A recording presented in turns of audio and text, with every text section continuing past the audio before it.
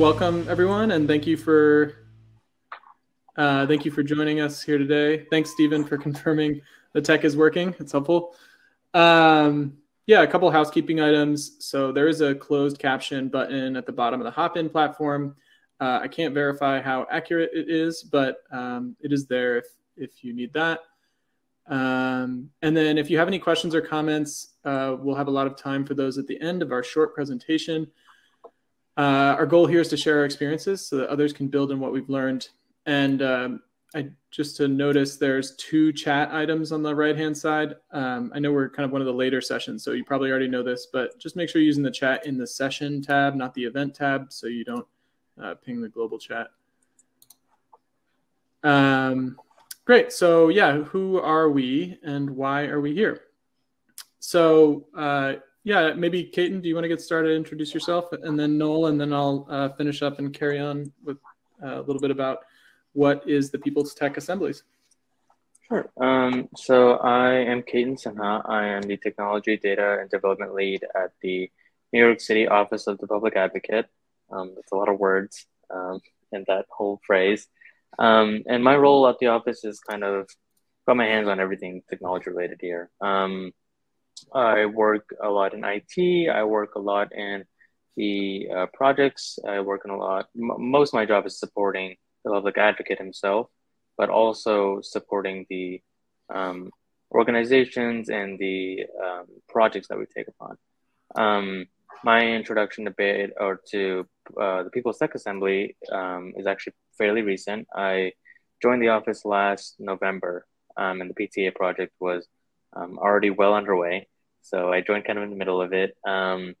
And a big part of why we're interested in the project is because, you know, as a government agency, as the public advocate, we're always looking back to, you know, how can we best reach our constituents and how can we best hear from them? And the People's Tech Assemblies project is perfect for that, as we'll explain in the slideshow. Great. And I'm Noel Hidalgo, Executive Director of BetaNYC.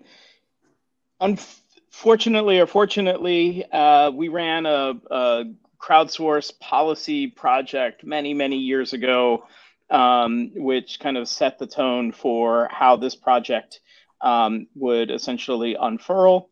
My intersection with this project, which I'll talk about through kind of like the influences section, came about as BetaNYC is a civic technology nonprofit in New York City. We're always trying to figure out how to use technology, data, and design to improve government operations. We're part of the Code for America Brigade community and have a really active relationship with a number of elected officials and government and mayoral agencies, as well as various state bodies. We've helped get the city's open data law passed. In the long train of kind of influencing government operations, we were reached out to us to kind of like who would be the best people to talk to. And as we ended up talking about kind of like our ideas for a similar project, all of a sudden we found ourselves smack dab working on the People's Tech Assembly. So with that, I won't spoil the rest of the presentation and hand the microphone over to Nick. Yeah, I'm Nick Lyle. I'm one of the co-founders of CivStart. We're a nonprofit innovation hub for state and local governments, focused especially on technology innovation. We work both with civic-minded startup founders through our accelerator program, as well as local government leaders through our innovation programs. We joined this effort early on in a supporting role to the Office of the Public Advocate and BetaNYC to help spec out ideas, provide some expertise in existing models of government procurement, and help connect with partners at a national level who might be able to support the project. So a little brief overview of what the heck is this People's Tech Assembly thing. So the People's Tech Assembly project was designed to inspire New York City's government's tech policy and leadership by crowdsourcing tech ideas and issues from New Yorkers themselves.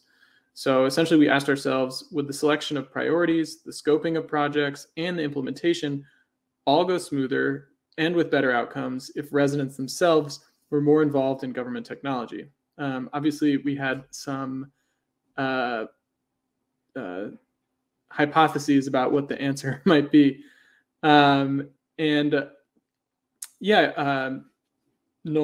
Noel and Caton will talk more about the history of the engagement and where some of our ideas around that came from.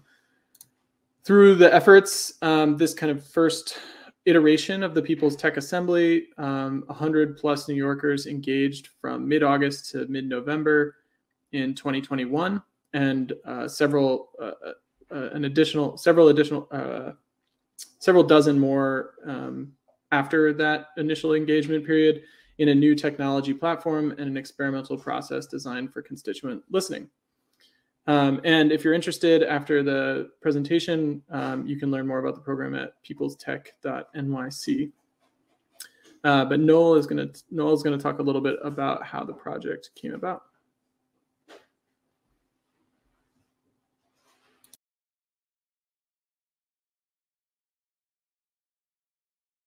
You're on mute, Noel. If you're in the chat or you're in the plus, let me know if you have heard some of these tools of vTaiwan or participatory budgeting on a global scale. So the project came about for well over a decade. New York City has been working on participatory budgeting. And that is a process. It's a very democratic process where people engage in their local community meetings, and they come together and they form little teams, and they pitch those teams to get things through discretionary funds put into their community. And it could be as simple as like resurfacing a park, getting park benches installed, water fountains. It all has to be through the capital process. It could be like doors on bathrooms in public schools because we don't fund our schools appropriately. It could be smart boards and new computers inside of schools.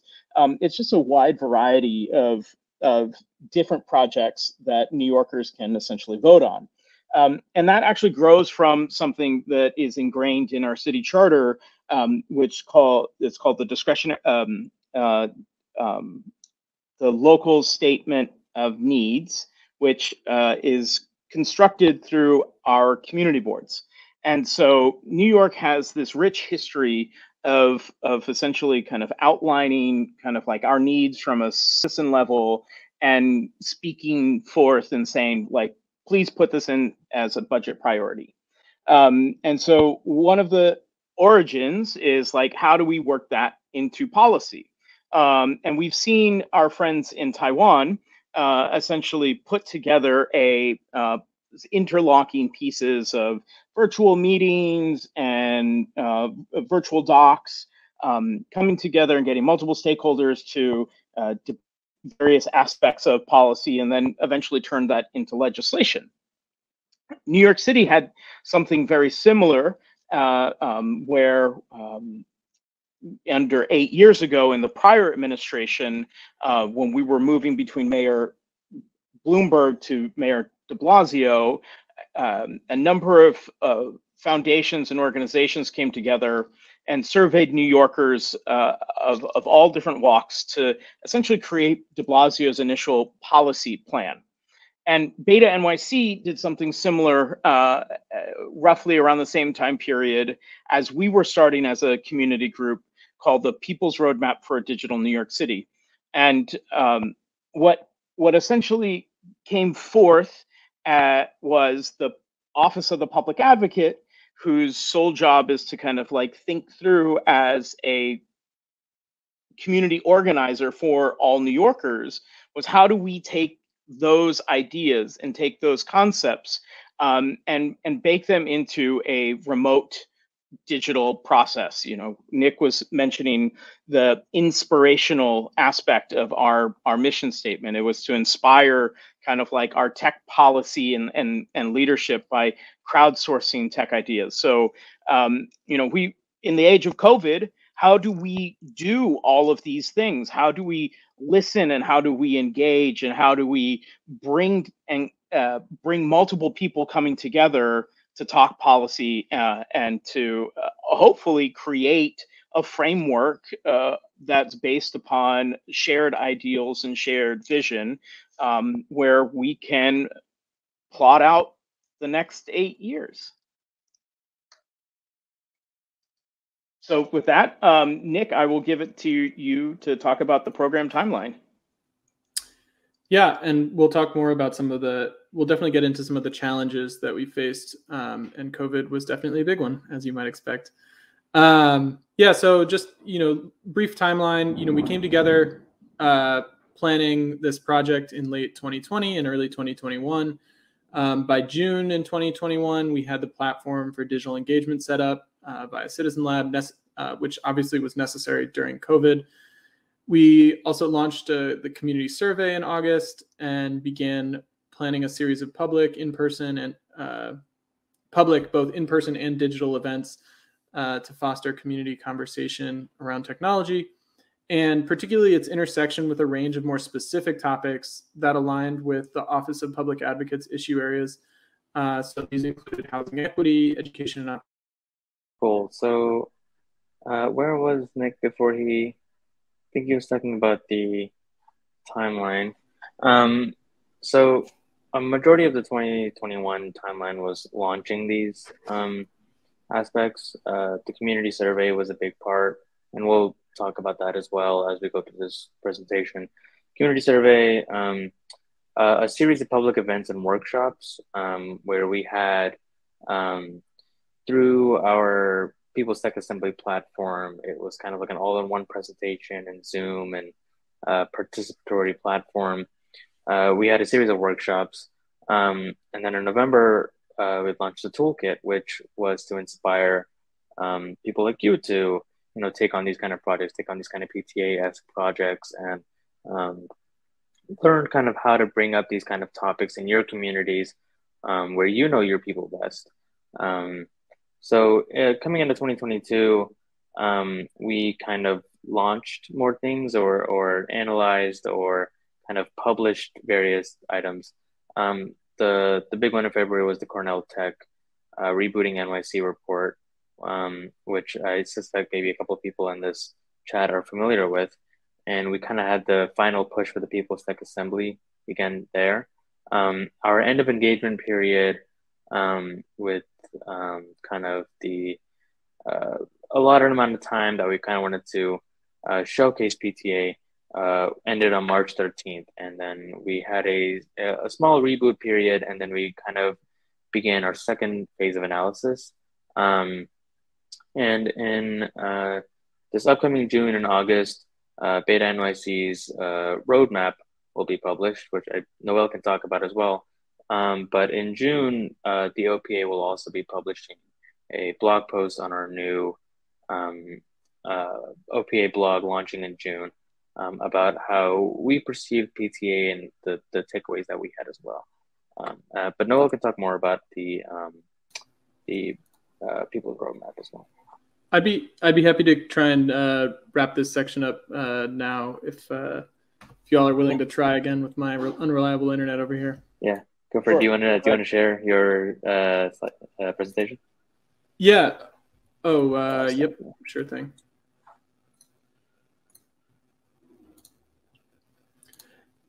So yeah, as Keaton mentioned, there were a number of different engagement opportunities and different methods that we tried for engagement. I don't think you mentioned this, Keaton, but the conversation toolkit was an additional one that allowed folks to host their own workshops and kind of equip them with the information that they needed. There was a partnership with Democracy NYC to focus specifically on issues of Board of Elections reform, policy around democracy and elections, and obviously the community survey that Keaton mentioned. And then the last thing I want to mention here is just there were a number of partners that were key to making this as successful as it was, including local government institutions like the Office of Public Advocate, but also the Manhattan Borough, nonprofits like Public Interest Technology, academic institutions like Cornell Tech and the College of Staten Island, and of course, New York City residents and their community groups who used the tools that we mentioned. But now I'll turn it back to Caden to talk about the results. Yeah, so I kind of also wanted to include a deeper dive into our community survey and what it was. It was kind of organized into 3 sections, and the slide you're seeing is representative of our first section, which was we asked our respondents with how familiar they are with tech, right? It's a self-reported questionnaire on a scale of 1 to 10 about how familiar they are with technology in general and New York City tech organizations and projects. So this slide here, because it was a scale of 1 to 10, there isn't that much of a difference between 2 different people reporting themselves as a 4 or a 5 as it is, a 4 to a 10. So we kind of organized these numbers into 3 different buckets where, say you answer a 2 on your ability to use a computer, you have low confidence in your ability to use a computer, or you're less knowledgeable about it, versus a 9 or a 10, which is high confidence. You might work in tech, or you might be very familiar with technology. So this is a small sampling of that first section of our tech census, or tech familiarity. Our second section was experiences, which is kind of free response questions about your experience with technology in New York City government. So these were all free response questions. Some examples of these were questions like, how have you experienced the use of technology in New York City government? Do you think the use of technology in this situation was appropriate? And then we asked them to share some examples of some issues they selected and whether technology had a role in addressing these issues. So we heard a lot of responses, and we'll be going through those as well. And our final section was just kind of demographics, just questions about their age, preferred pronouns, ethnicity, and also what borough they reside in and what industry they work in. So our when we got these data points, these responses from our participants, we codified each data point as one of the following input types. And these were responses to free response questions. So if these were answers to questions such as what is your experience with technology in New York City, and the input types here were invalid, which was a response that wasn't really relevant to any of the other input types. The participant may have raised an issue, which was we identified something as a grievance without a need identified or without an observation. A need, which was, they gave us something. They gave us what should happen, an issue that's been framed in terms of them, right? A challenge statement, which we contextualize as an actionable user story framing the solution space. It's more context-heavy answer. They have a specific use case. They have a specific user story here. A proposal, which was a solution or recommendation for solving something, or an experience, which was an opinion or an observation, sometimes positive, usually positive, but doesn't really offer a solution. So we took these input types, and then, based on those input types, we took these data points and also categorized them onto a relative PTA topic, which was, the ones that you see here: civic and community engagement, education or opportunity, effective and open government, housing equity, infrastructure and environmental justice, justice, health, equity, and safety, and smarter communities. These were topics that we identified in common between BetaNYC and OPA, and just the kind of work that we do, and categorize these answers into these buckets. So some of the analysis was pretty interesting. Looks like the slide just didn't render on the left half there. But we also identified a list of common themes that emerged from our analysis, and this list grew as our analysis continued. So these that you're seeing here are areas that we identified that the participants wanted to focus on regarding technology in New York City government. So these were specific to our analysis. These kinds of codes or themes or buckets, or never really came up with a unifying term for them. These were commonalities that we, as the analysts, defined in our data. And then on the next slide, these were, in contrast, these are common themes that we identified among our participants' answers. So this word cloud was pulled from the respondents' answers themselves. And these were various topics that they themselves gave us. Let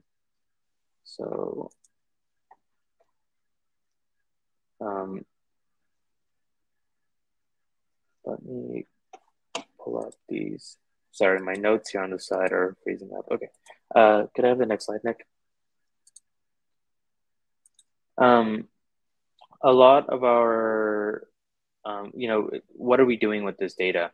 I can't speak for BetaNYC, but for the Office of the Public Advocate, we're really exploring adopting what we gained from this as a sort of permanent programmatic offering. We are primarily interested in the office in terms of hearing our constituents, right? We want to listen to them. We want to know what they need, and we want to actually offer what they need. An alternative project that we do that's kind of in lieu of this, or in the same vein as this, is the landlord watch list, which is a sort of call out to New York City landlords in terms of who has the most violations and who is generally the worst landlord in New York City. And this is what we're trying to do on a more abstract level with the PTA project, where we develop these kind of projects, or we develop these kind of offerings based on what our constituents give us.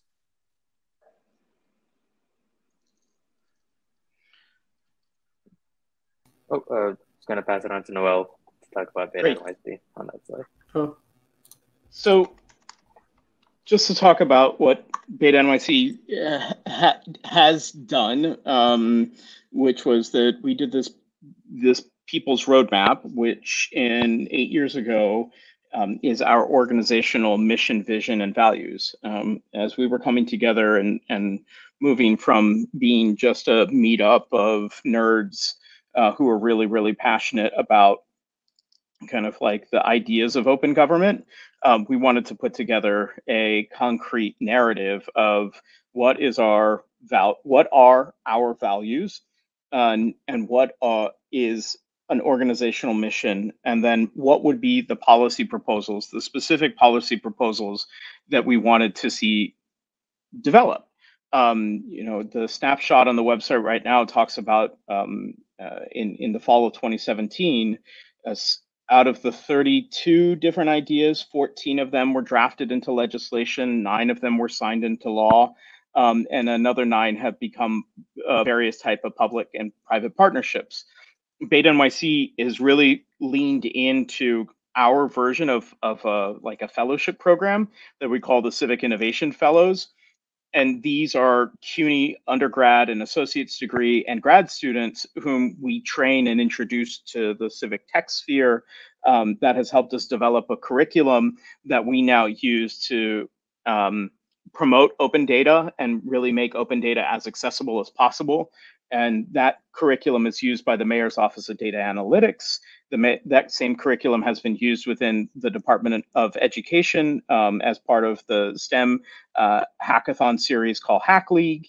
And we continue to improve that curriculum so that way all community members have access to open data, but then that also helps us offer a calling card that says, hey, come contact BetaNYC and we will be able to help you think about open data and help use data analytics and data analysis in a community-centered way to essentially look at different problems. And the People's Roadmap for Digital New York City kind of laid out all of these various ideas. And as we raise money and get grants to continue to do kind of like little bits of it, we continue to advocate for other aspects of the People's Roadmap. What we've discovered is that, like all good learning opportunities, once you spend a lot of time with something, you want to iterate and improve on it. And over the last 8 years, while we've been fortunate enough to get some of these pieces of thoughts and ideas introduced as to legislation, we've found kind of real friction. And so Our desire is to rethink the people's roadmap, not the mission, vision, and values side of things, though we would definitely like to address some of the core concepts of how we had centered technology in the original roadmap. And I think many of us have recognized that we really want to, as Code for America itself has centered services and people, right? It's like that's who we're trying to work on. Technology is just a path to that. Design is the process for us to actually improve these services. So we want to kind of clean up the people's roadmap, so that way it reflects the modern era or the current era of how we are envisioning how digital tools and design processes should be utilized in New York City, to really address two of the most important things that we have discovered through these listening sessions. The first one is justice. We are the largest city living in or near poverty.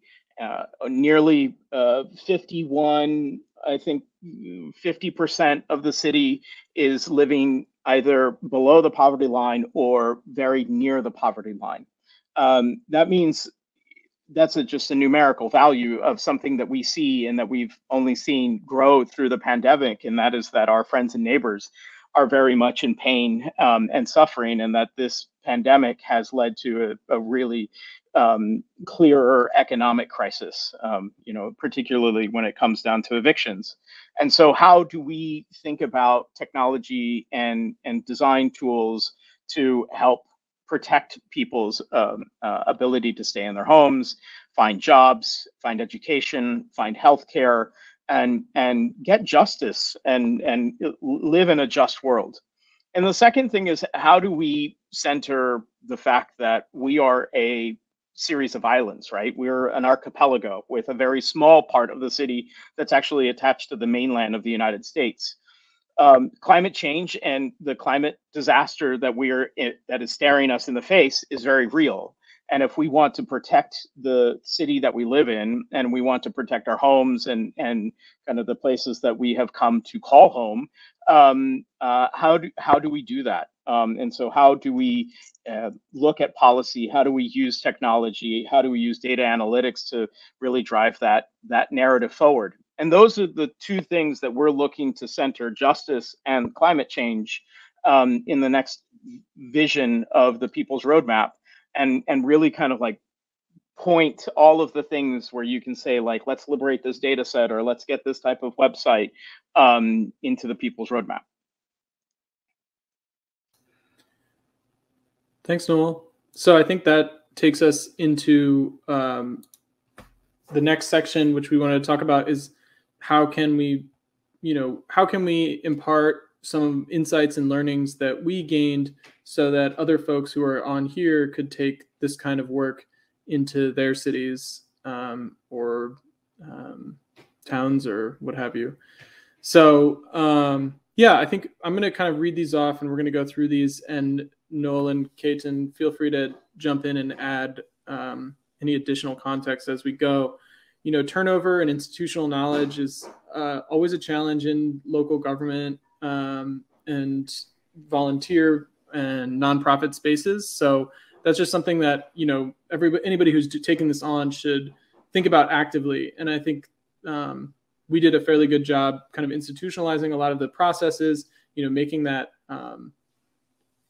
that workshop, the handbook to allow other folks to host their own workshops. But yeah, Noel and Keaton, I don't know if you have additional thoughts on this particular topic. Yeah, I mean, I can run, set a timer, give me 3 minutes. I think some of the frustrations that we had is that, there were staff challenges. We were almost walking into an unseen hurricane of COVID, Omicron, the election, which not only impacted our ability to do outreach and communication, but then also impacted really like people's jobs, right? They had been in an elected official's office for 4 to 8 years, and therefore were walking out and kind of like no longer in that position. The COVID pandemic, I would say, muted a lot of the traditional meetups and kind of like tech communities that we were hoping to help echo these conversations. So we weren't able to get the type of outreach. Many of the communities that we were seeking to kind of like help amplify the calls for engagement just literally were like, hey, we haven't sent out a newsletter in months, if not a year. Like we're not planning on meeting back together again anytime soon. And then combine that with an Omicron wave where we were back under a pseudo pause and people were working from home and very much burnt out. And so, you know, it took a long time to do a lot of the outreach, and a lot of the outreach needed and required like personal emails and personal follow-up, which is something that was very time consuming. And so we had to rebuild different relationships, whether they were in elected officials' offices, within communities, and within different organizations. Yeah, I mean, I'll personally speak to that as well because, you know, I alluded to it earlier that I joined kind of in the middle of the PTA project, and it was really our previous director's passion project. So, you know, when I had joined, he was still on for about 3 more weeks, and the kind of responsibility of PTA on the OPA side fell onto me, and between, you know, learning the ins and outs of the People's Tech Assembly project and also learning the rest of my job, you know, there was a huge loss of institutional knowledge there. So not only was it a kind of, you know, you're getting a new person onto this team, somebody who doesn't really know anything about this, needs to be trained in this, but also we're losing a huge resource, a huge driving factor, a huge, you know, stick of glue essentially for this project. And, you know, I noticed that we have a couple of questions in the Q&A, and, you know, I can kind of respond to that second question about who responded to our tech census. And I think overwhelmingly our respondents were, I believe, white and affluent, which is not really the community we're trying to reach. We're trying to, you know, gather more of a representative population of New York City. And I think one sort of shortcoming we might have had is the forms of advertisement that we had. They were very digital, they were very online. The relationships we fostered and the people we were trying to get to respond to this survey, we connected with them mostly online. And that is in a huge part due to COVID as well. But, you know, going into communities and fostering these relationships is a lot more powerful in terms of getting somebody to, you know, even simply answer a survey than it is to just send out an email blast or just to lead people to a website.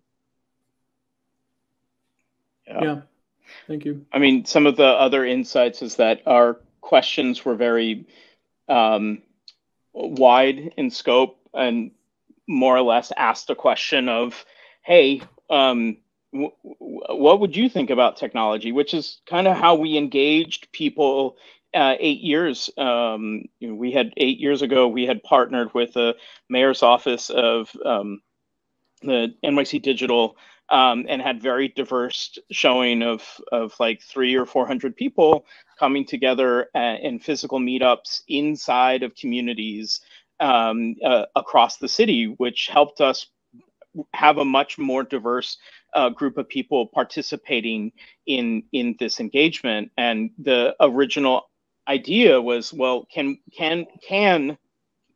we replicate that online? Understand that this was very much an exploration than necessarily a you know, like a fully flushed out $1 million civic engagement campaign. We no one had that money, nor did we have that staff. And so this was really an opportunity for us to explore and learn a lot.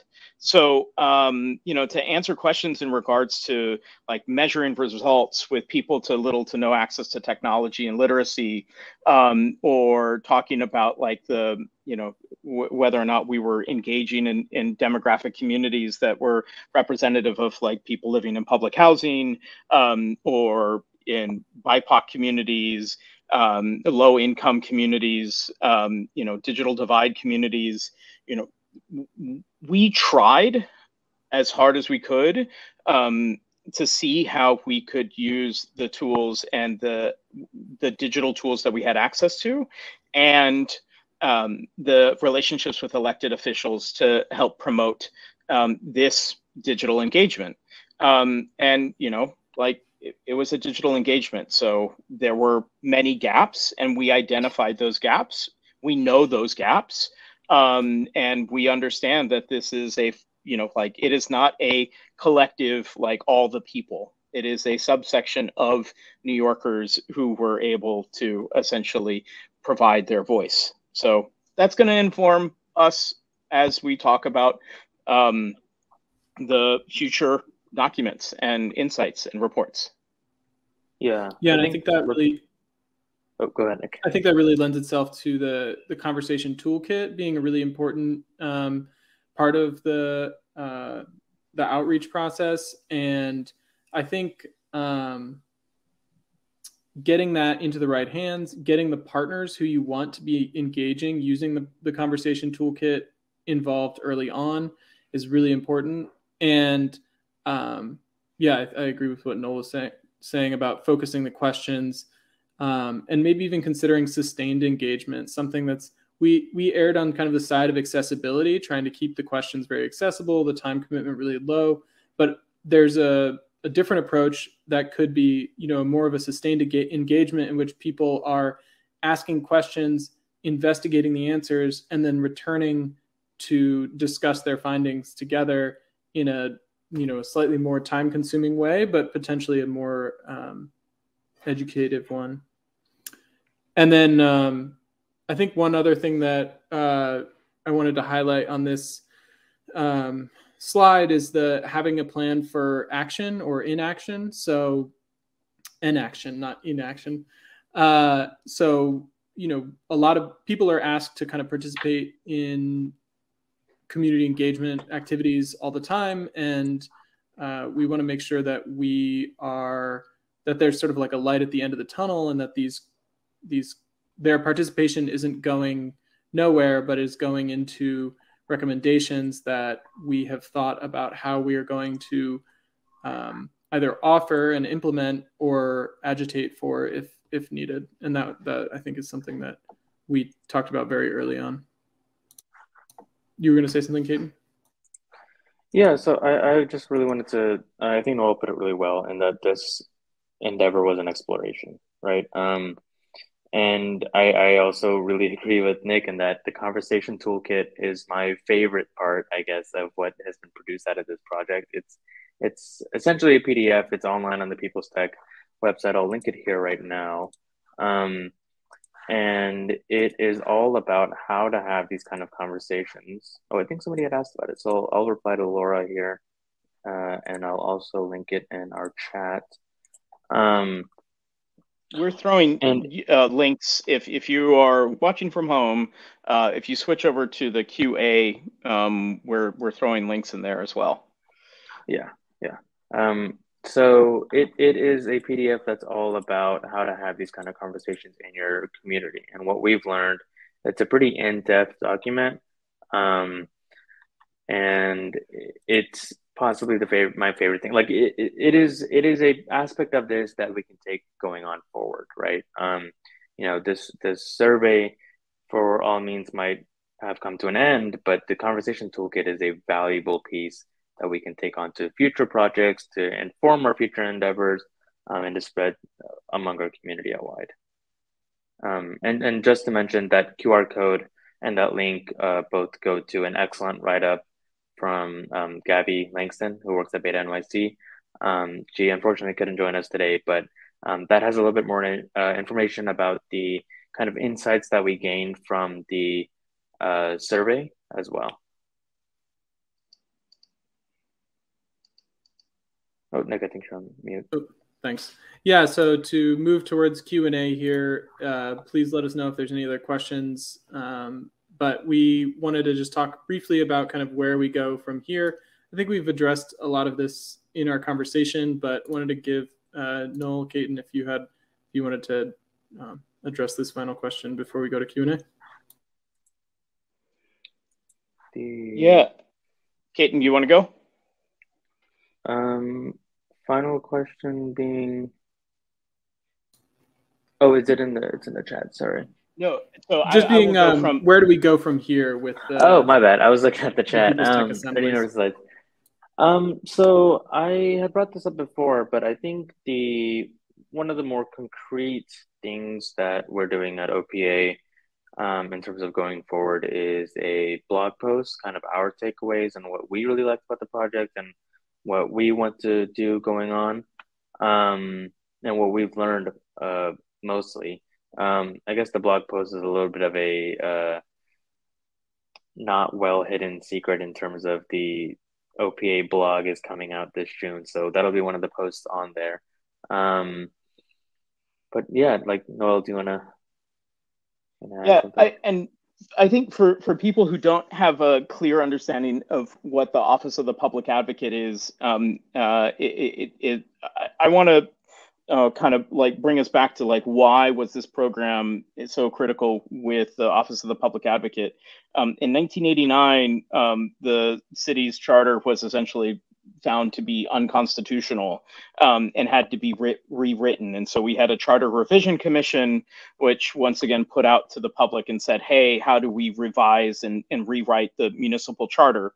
And one of whom we call, BetaNYC calls the fairy godmother of civic technology, now council member Gail Brewer, who was once the Manhattan Borough president, who was our partner in the People's Tech Assembly. Her and a number of other advocates got together and say, this was in the era of Ralph Nader and the People's Advocate in the late 80s, and we needed to bake an activist and an organizer inside of New York City government, and we needed to institutionalize a lever of power that was a citywide official, that could sue the city, that could hear people's complaints, that could help make agencies and help reform agencies, draft legislation, and host a commission, which is a really instrumental idea at its time, called COPIC, the Commission on Public Information and Communication, which is an oversight body of websites and data and government services and how they're being addressed. And so I think, like, where do we go from here? On the outside, BetaNYC as a nonprofit organization hopes that this next administration, this administration that we're sitting under, which is Jumaane Williams, who is the public advocate, who's Caton and I are in the same building right now. Like that Jumaane, institutionalizes this framework that is already in his own charter for his role, to further refine these ideas and further refine how we do these types of listening sessions, where they actually have money, and that they're brought into kind of like that workflow where you can have these ideation sessions. They're not just town halls out in some part of the city. They are recorded in such a way that we can really see what our neighbors and how our neighbors feel about government services being delivered to them. And we hope that these same practices will be mirrored in city council, and that they'll also be mirrored in various aspects of the mayor's office. And so, like, our hope is that we're able to till this soil a little bit better, weed out the things that we know now don't work, and that we can continue to improve these tools and processes across the city. I'm really looking forward to just kind of like thinking about the next 8 years from the place that we've been. And you know, I'm really excited about the fact that this city council is a female-led city council. It's one of the youngest city councils that we've seen. It's stacked with overwhelming progressive voices.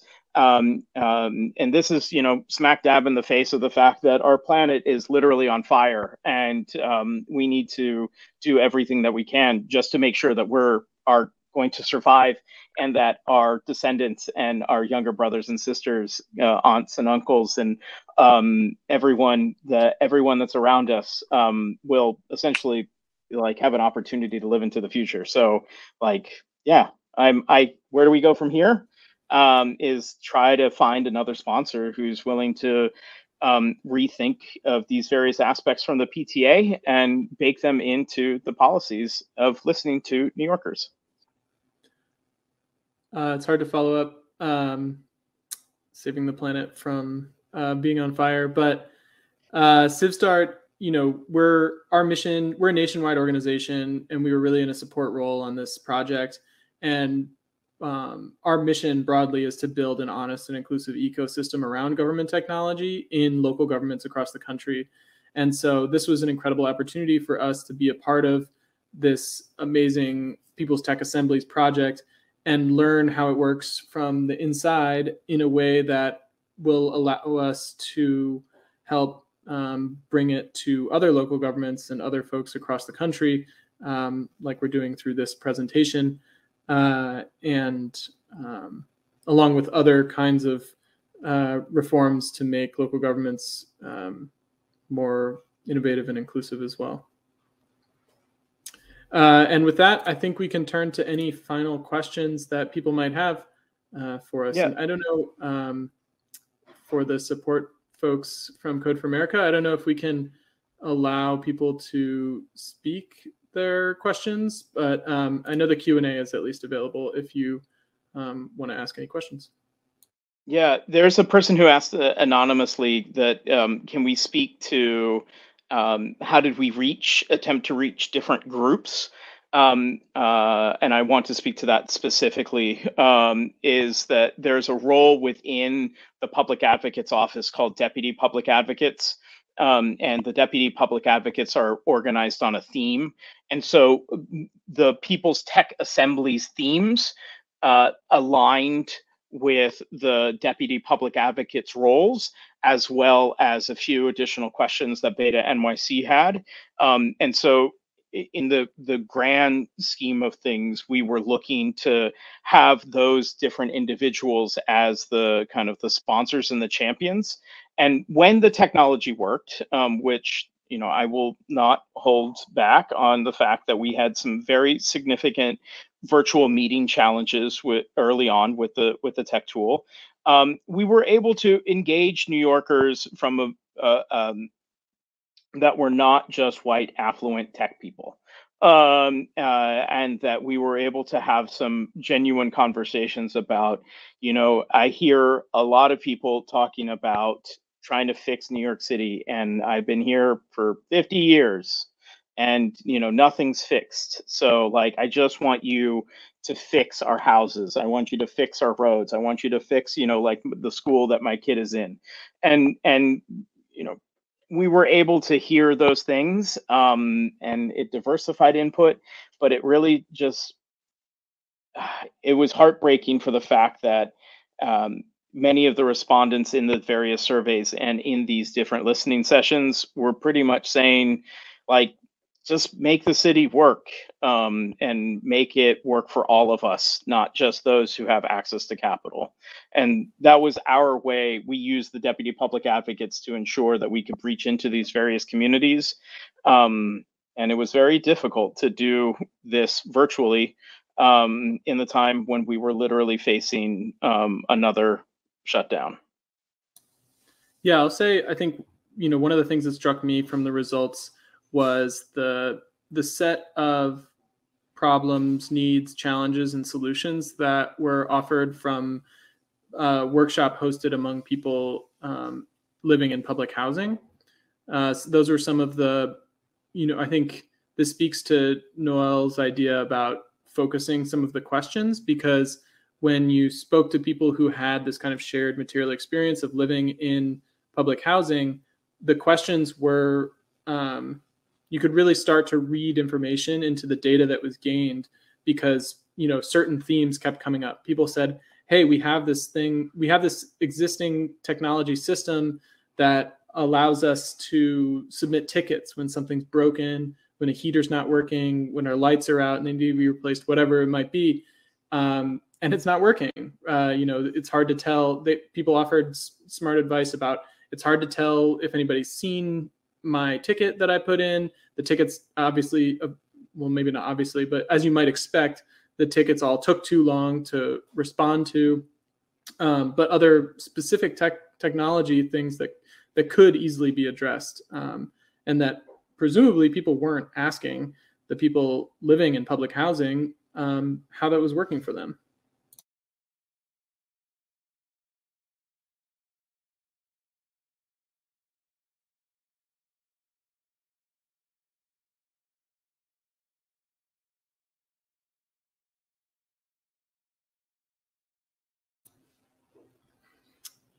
Yeah, just checking to see if there's any final questions. Otherwise, perhaps we can wrap this up a little bit early.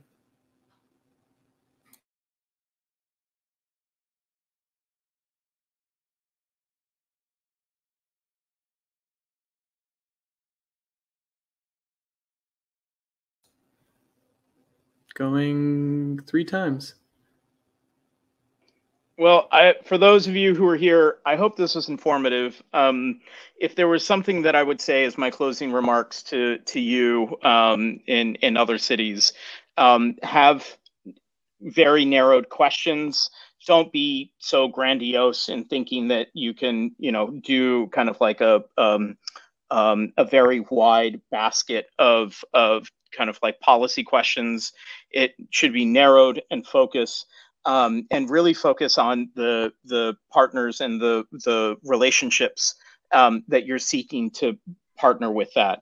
And then give yourself a lot more time than you think that you actually need. We stepped into this, doing this work. Our context was pre-pandemic, and we didn't realize how long it would take to really move all of the gears again. This was our first big project since civic engagement projects since we all were since March 2020. 2020. That's so. So give yourself a lot more time. Make sure that you cast a wide enough net with some really focused local institutions. I will highlight that there was the NYC Speak survey, which sent out canvassers. This is another kind of like policy survey. They focused on poverty issues.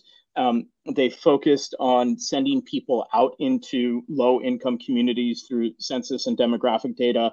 And then they also leveraged religious institutions, because religious institutions were one of the few community groups that had continued to thrive throughout the pandemic. And so I see a lot of light in the work that they did. And I hope that you have an opportunity to experiment in your own city. And hopefully you can come tell us what worked for you. And we'll try to do that here in New York City. Yeah, I just wanted to add a little bit onto that, and that I think my biggest lesson in this whole experience is that I'm somebody who's always worked in tech.